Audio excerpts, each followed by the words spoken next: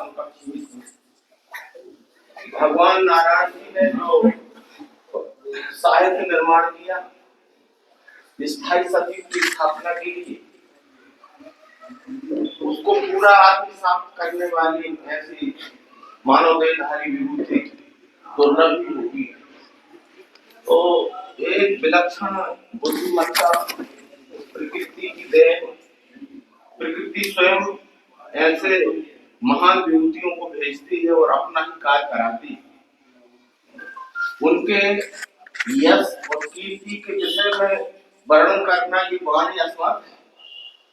उनका बखान नहीं कर सकती है वाणी, फिर भी वो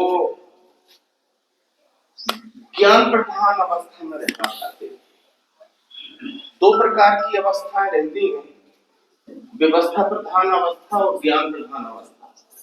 जितनी भी धार्मिक संस्थाएं हैं वो दो प्रकार की रहती हैं, व्यवस्था प्रधान धार्मिक संस्थाएं और ज्ञान प्रधान धार्मिक संस्थाएं। और ये विष्णु परमेश्वर के दो भाव हैं, क्षर अक्षर। तो जितनी भी व्यवस्था प्रधान धार्मिक संस्थाएं रहती हैं वो क्षर भाव से युक्त रहती हैं।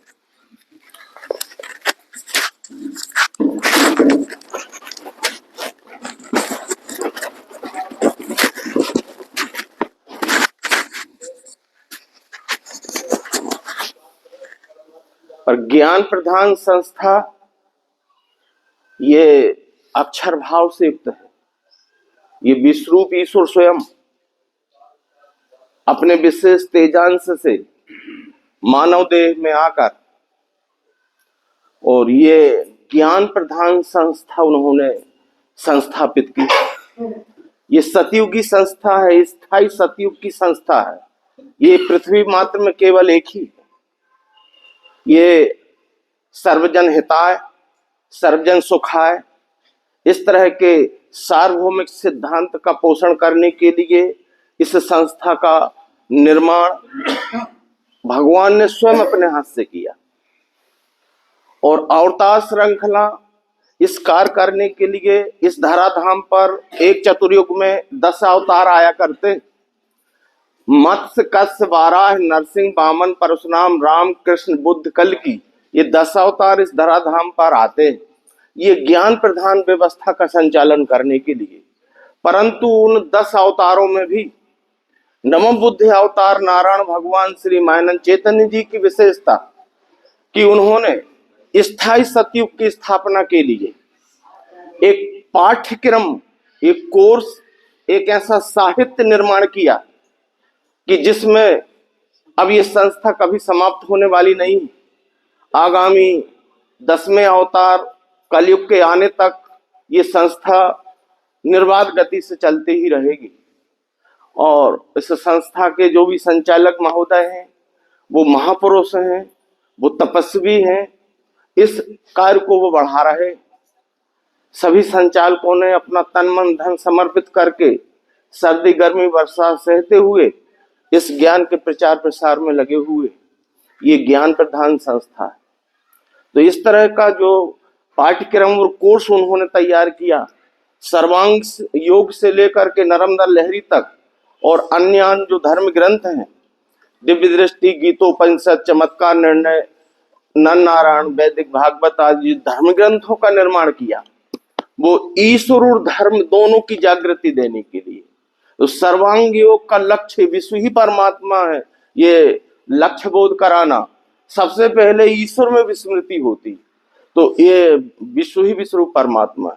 और उसके साथ अन्य धर्म ग्रंथों का भी उन्होंने निर्माण किया धर्म की जागृति देने के लिए कि विश्व ही विश्व परमात्मा है। इस विश्व परमात्मा से व्यवहार कैसे करना है, भक्ति और आचरण का व्यवहार कैसे करना है, वही धर्म का पालन जो ईश्वरवत व्यवहार होता है, जो आत्मवत व्यवहार होता है। ऐसे आत्मवत व्यवहार का जो अपने से सबको सुख पहुंचाने वाला व्यवहार होता है, ऐसे व्यवहार के पालन को ही धर्म का पालन कहते। तो धर्म की जागृति देने के लिए अन्य धर्म ग्रंथों का भी भगवान ने इस तरह से पूरा पाठ्यक्रम तैयार किया भगवान ने।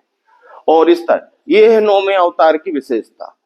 और परम पूज्य स्वामी जी की भी विशेषता यही रही कि उसको ज्ञान प्रधान अवस्था में जागृत करने के लिए वो एक चौपाई बोलते थे, वो स्नेहानंद जी, वो आगे कैसी है, वो बोले वो द्रव्य शक्ति 5 तत्वों की पंच तेज के भाग बताना।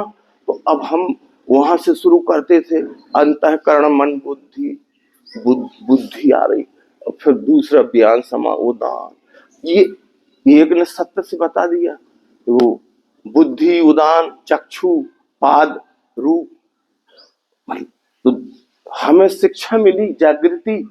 अरे अब घर में जाके नक्शा देखना, वो 11वें अध्याय का अंतिम श्लोक कौन सा है भगवत गीता का? अरे हाँ, मत कर्म करण मत परो मत भक्त संग बरिता निर्भय। वो मतलब हाँ, एक एक अध्याय बोलोगे सर्वांग योग के, तो अभी भले इतने बड़े बड़े उपदेश हम कर रहे को सर्वांग योग की कोई लाइन भूल जाए तो बगले झाड़ते थे कि हमसे न कहते और हमारा नंबर कौन से अध्याय में आ जाए। ये ऐसे महान तपस्वी, ऐसे महामानव के जयंती अवसर पर हम सब उपस्थित हैं। वास्तव में हम पुण्यवान हैं सज्जनों। जो दूसरी व्यवस्था प्रधान जो आज संस्थाएं चल रही हैं मानवता का कल्याण और उद्धार करने के लिए, वो कुल जाति मत पंथ संप्रदाय से प्रेरित है। वो एक देशी मानवता का पोषण और उनके ही सुख के उद्देश्य से वो संचालित है।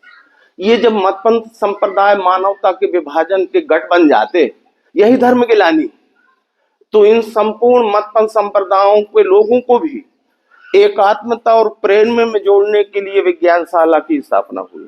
ये सरकारी संस्था, ये गैर सरकारी संस्था है। ये सरकारी संस्था कैसे है? अध्यात्म विज्ञानशाला पृथ्वी में एक ही है और एक ही रहेगी, एक ही है और एक ही रहेगी। ये सरकारी संस्था कैसे है? ये विश्वरूप परमात्मा ही सरकार है। ये विश्वरूप परमात्मा शासक है, शासन करता है, तीनों काल पे शासन चलाता है।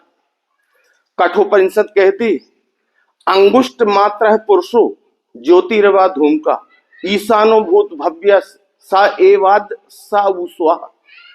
ये अंगुष्ठ मात्र परमात्मा, अंगुली से गिनो, पृथ्वी से लेकर आकाश तक 10 अंगों से तिष्ठित है विश्वरूप परमात्मा। अंगुष्ठ मात्र परमात्मा ज्योतिर्वा धूम का, धूम से रहते न अंधकार अज्ञान से रहे, स्वयं प्रकाशवान, प्रकाश की भांति प्रकाश है। और ये प्रकाशवान परमात्मा विश्वरूप ये शासन करता है भूत वर्तमान भव्य, ईशानो भूत भव्य, ये शासन करता है भूत वर्तमान भविष्य पे।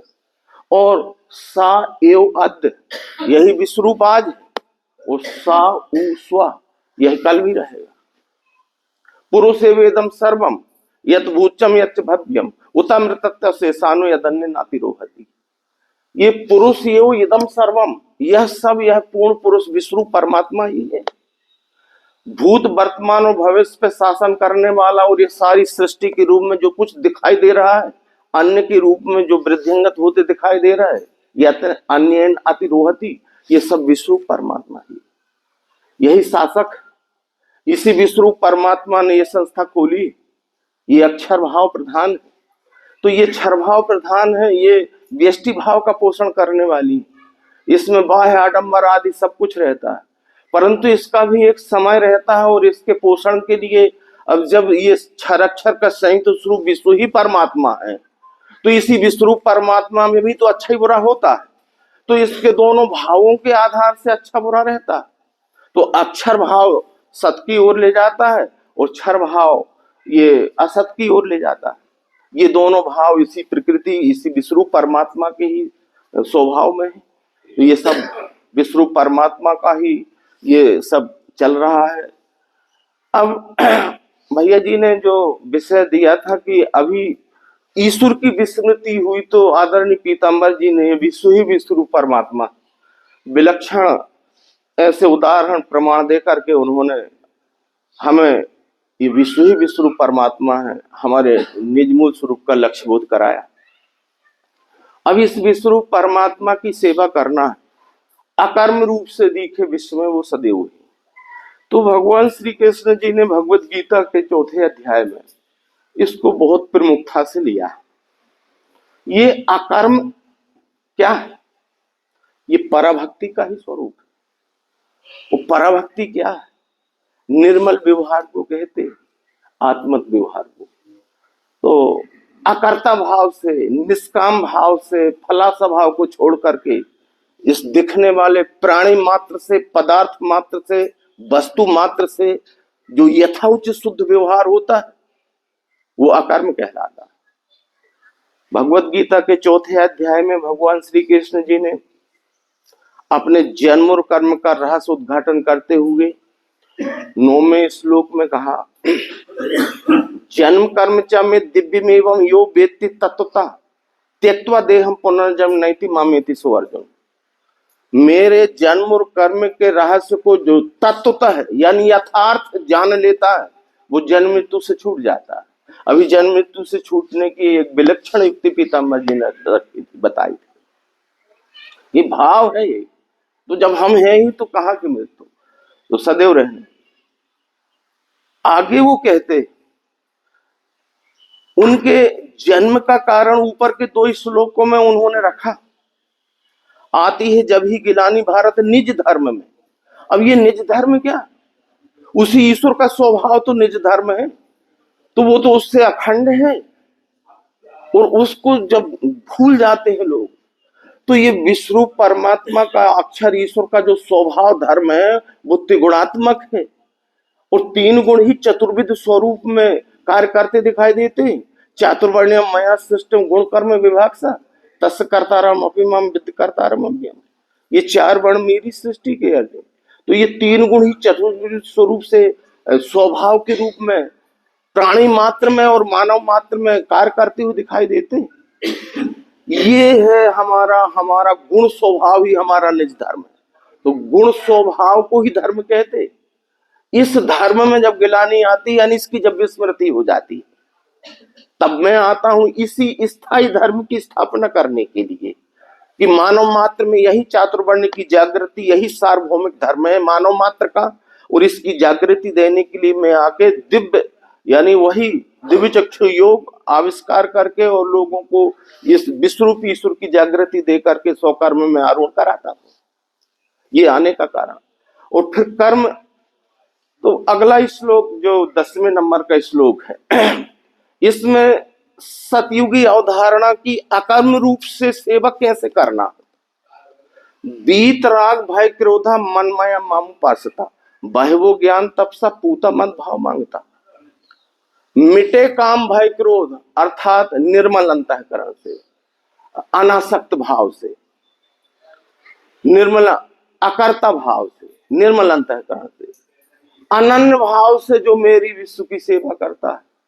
मिटे काम भय क्रोध अनन्य भजता मुझे, ऐसा जो ज्ञान तब से पवित्र वो मुझ में रहे। तो जब मानव मात्र इस भाव में आरूढ़ हो जाएगा कि अनन्य भाव से प्रत्यक्ष दिखने वाले विश्व परमात्मा है, हमने आंख खोली परमात्मा देखी, अनन्य भाव। तो परमात्मा भाव से जो भी संसर्ग होता है व्यवहार का, वहां प्रसन्नता भी रहती है और मन भी लगता है। वो व्यवहार बिल्कुल मितव्ययी व्यवहार होता है। मितव्ययी व्यवहार का मतलब है यथाउचित शुद्ध व्यवहार।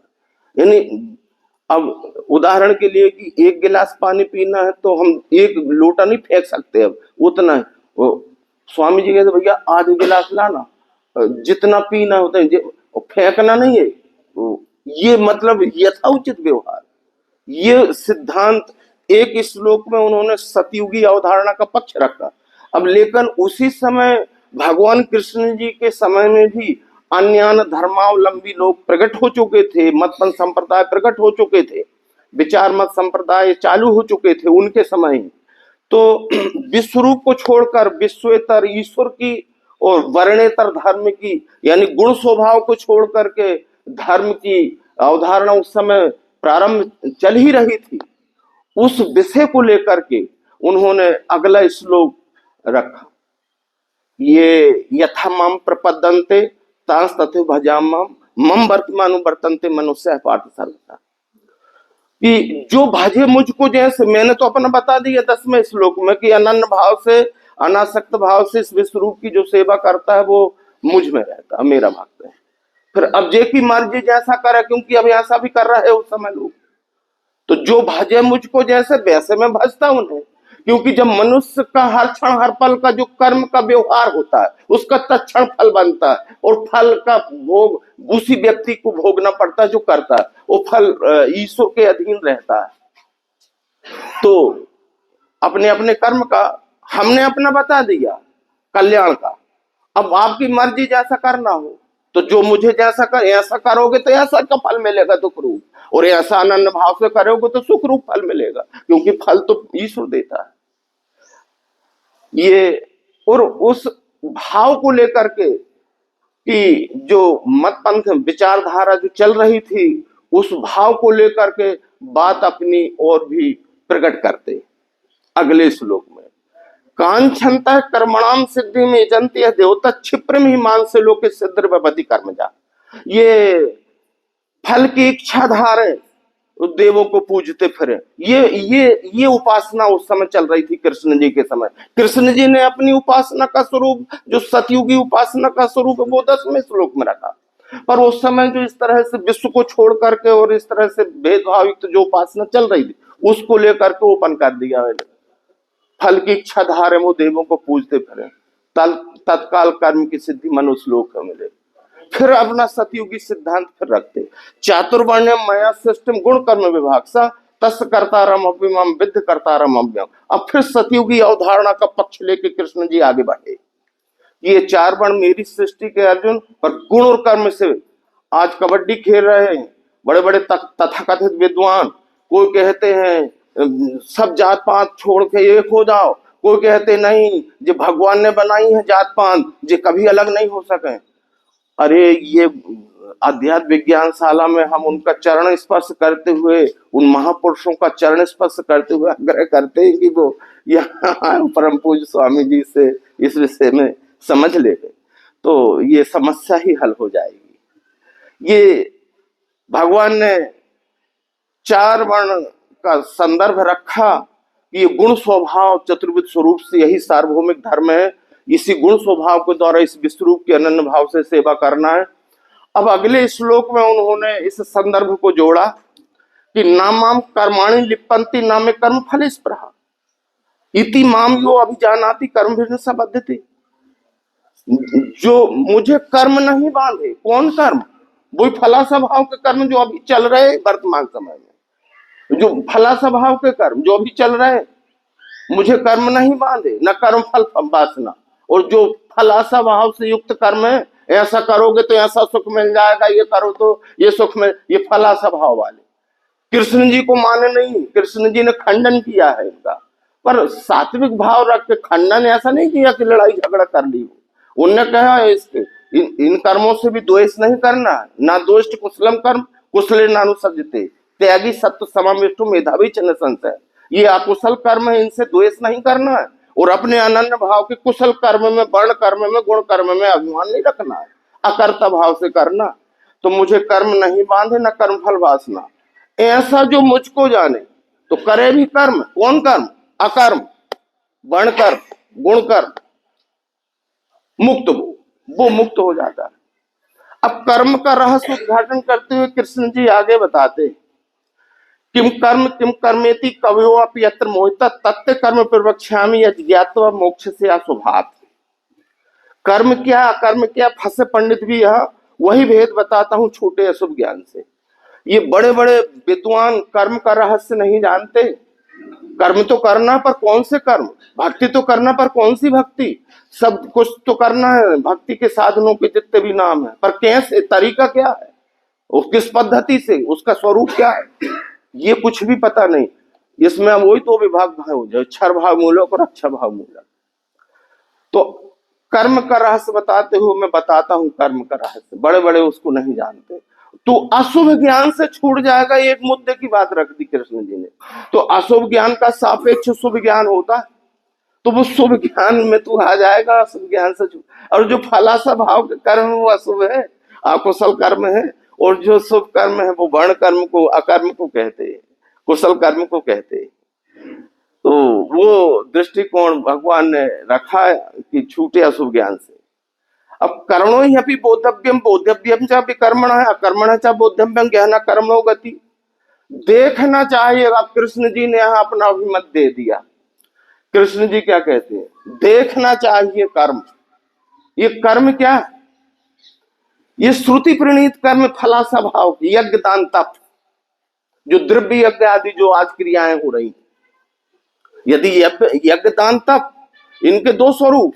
सतयुगी अवधारणा में ये वर्ण कर्म अकर्म से संबंध रखने वाले हैं शब्द सतयुगी अवधारणा में, परंतु ये जो वर्तमान अवधारणा उस समय कृष्ण जी के समय चल रहे थे, वो द्रव्य यज्ञ और इस तरह से क्रियात्मक कर्म यज्ञ दान तप का जो स्वरूप अलग है, वो चौथे अध्याय में आगे कृष्ण जी इसको कहने वाले हैं।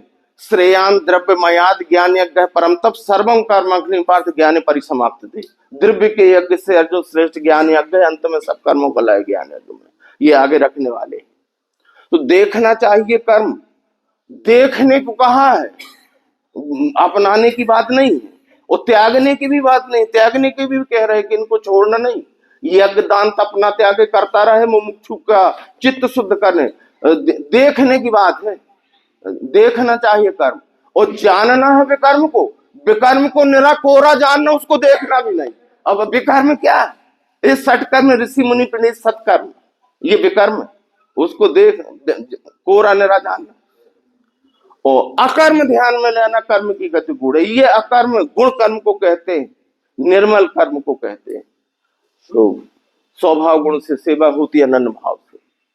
ये अकर्म को ध्यान में लेने के लिए। अब ये दो पक्ष हो गए, अकर्म को ध्यान में लेना और कर्म को देखभाल लेना और विकर्म को देखना भी नहीं। ये कर्म और विकर्म ये दो भाव हो गए। भगवान ने तीसरे नक्शा में इसका रहस्य उद्घाटन किया।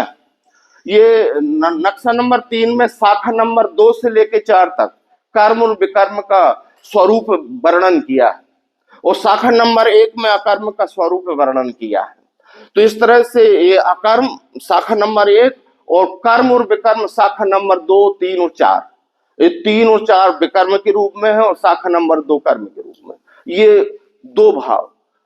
तो अब ये बन गए कर्म और अकर्म। उपलक्षण से विकर्म भी कर्म के साथ जुड़ा हुआ है, क्योंकि वो एक दिशा है उनकी, एक सा स्वरूप है उनका, और ये अकर्म बिल्कुल अलग। तो अगला श्लोक, कर्मण्य कर्मय पश्चेद अकर्मणि च कर्मय स बुद्धिमान मनुष्येषु सायुक्ता कृतस्न कर्मकृत। अकर्म को कर्म में देखे और कर्म देखे अकर्म में, सो बुद्धिमान मनुष्यों में, कर्मों में सब युक्त सो। तो अब ये अकर्म का स्वरूप क्या है? अगले 4 श्लोकों में अकर्म का स्वरूप बताते हो, मेरा समय हो जाएगा तो बता देना। अगले 4 श्लोकों में अकर्म का स्वरूप, जो पराभक्ति का स्वरूप है, जो निर्मल भक्ति का स्वरूप है, जो अनन्य भक्ति का स्वरूप है, वो अगले 4 श्लोकों में रखने वाले हैं कृष्ण जी। अकर्म का स्वरूप क्या है, कैसे अकर्म को ध्यान में लेकर उसका आचरण में व्यवहार में पालन करना है। यस सर्वे समारंभ काम संकल्प वर्जिता ज्ञान अग्नि दग्ध कर्माणम तमाहु परिणतम बुधा। जिसके सब कर्म हो गए फल इच्छा त्याग वृत्ति। फल इच्छा त्याग, अब इसमें एक बात रह जाती है कि अगर हम उन्हीं श्रुति युक्त कर्मों को फल इच्छा त्याग वृत्ति से करेंगे तो नहीं, उसका स्वरूप और ध्येय दोनों बदल जाएगा, स्वरूप भी बदल जाएगा। वो क्रियात्मक कर्म कोई सामग्री के द्वारा उपासना नहीं होगी उसकी, इतने स्वभाव गुण से, साधनों से, शरीर के द्वारा निर्मल व्यवहार को लक्ष्य किया गया। ये तो यस सर्वे समारंभ काम संग, जिसके सब कर्म हो फल इच्छा त्याग ज्ञान अग्नि दग्ध कर्मी, पंडित ज्ञानी उसे का, जो सब कर्म फल इच्छा त्याग वृत्ति। कैसे? अगला श्लोक, त्यक्त्वा कर्म फला संगम नित्य तृप्त निराश्रय कर्मान्य अभिप्रवृत्तो भी नहीं किंचित करेगी। छोड़ी कर्म फल इच्छा, सदा तृप्त, निराश्रयी, निरालंबी, स्वावलंबी, दूसरे के अधीन नहीं। सो सब कर्म करता है तो भी कुछ करता नहीं, ये अकर्ता भाव, ये स्वरूप अकर्म का स्वरूप बता रहे हैं। निराशीर चित्तात्मा त्यक्त सर्व परिग्रह शारीरम केवलम कर्म कुर्वन् नाप्नोति किल्बिषम्। निराश, निहियास, देह अध्यास, निहियास, बिना आशा के, निहियास, निराश, जित चित्त। जित चित्त कब होता है? जब आत्मदर्शन निश्चय अंतःकरण में हो जाता है। ये विश्व ही विश्व परमात्मा है जिसने देख लिया और रख लिया। जित चित्त, निराश, जित चित्त। वो बुद्धि संग्रह की मिट्टी। अब वो फलासा भाव के बाद इस लोक में भी सुख मिले, इष्ट भोग की प्राप्ति, पाप की निवृत्ति और पुण्य फल की प्राप्ति। तो ये तीन भाव को लेकर कि मरने के बाद में भी ये मिले हमें, ये बुद्धि संग्रह की मिट्टी, वो सब समापन, कर्म और विकर्म की छुट्टी। तो बुद्धि संग्रह की यानी परलोक में भी हमें सुख भोग मिले, ये जिज्ञासा समाप्त। निराश, जित चित्त, आत्मा, बुद्धि संग्रह की। अब देह स्वभाव का कर्म करे, ये देह स्वभाव के कर्म को अकर्म कहते हैं, ये देह स्वभाव के कर्म को पराभक्ति कहते, ये देह स्वभाव के कर्म को अनन्य भक्ति कहते, ये देह स्वभाव का कर्म यानी सहज कर्म यानी वर्ण कर्म, गुण कर्म। तो वर्तमान समय में हम जो भी अपनी जीविका चलाने के लिए, परिवार पोषण के लिए कार्य करते, वो शिक्षा, रक्षा, व्यापार, श्रम, इन चार में से किसी एक में ही रहता। तो हम इन चार में से जिस एक में ही करते हैं तो वह है हमारा कर्म। जिस कर्म को करके हमारी जीविका हम चलाते, वह कर्म ही हमारा अकर्म है, वही है हमारा गुण कर्म। जिस कर्म को करके हम जीविका चलाते, तो तस्मात् संपूजित कर्म स्वभाव स्थित स्वकर्म कृत अंजसायन वर्ते तदेवासी देवतम। वही देवता है वो कर्म। उस कर्म को छोड़ करके जो अन्यत्र, तो स्वकर्म त्याग में क्या होगा? परधर्मो भयावह, श्रेयांसो धर्मो विगुणा परधर्मा सुनिष्ठा, स्वधर्म निधनम श्रेय परधर्मो भयावह।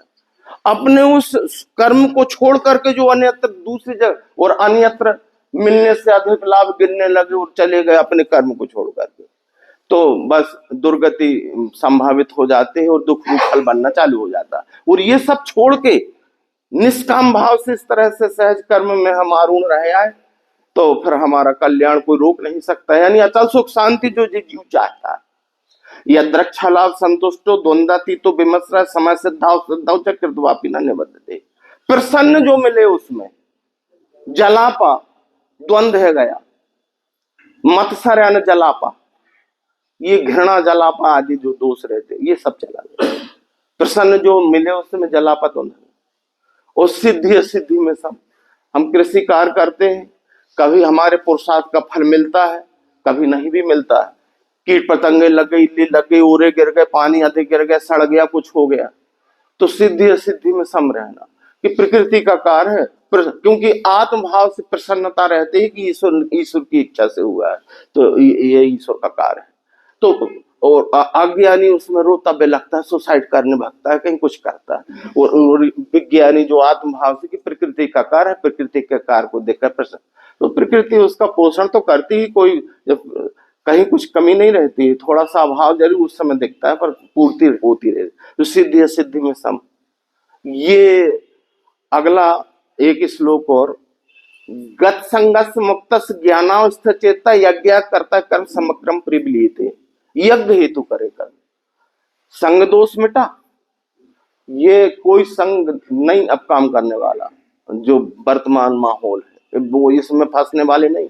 संग दोष मिटा, युक्त यानी ये आत्मज्ञान में संग दोष मिटा, युक्त ज्ञान में चित्त है बसा। अब ये आत्मज्ञान में चित्त में बैठ गया, वो आत्मज्ञान में, आत्मज्ञान चित्त में बैठ गया, ज्ञान में चित्त है बसा, ये हमारा चित्त ज्ञान में हो गया। और यज्ञ हेतु करे, अब कौन से यज्ञ हेतु करे कर्म? यज्ञ क्या हो गया?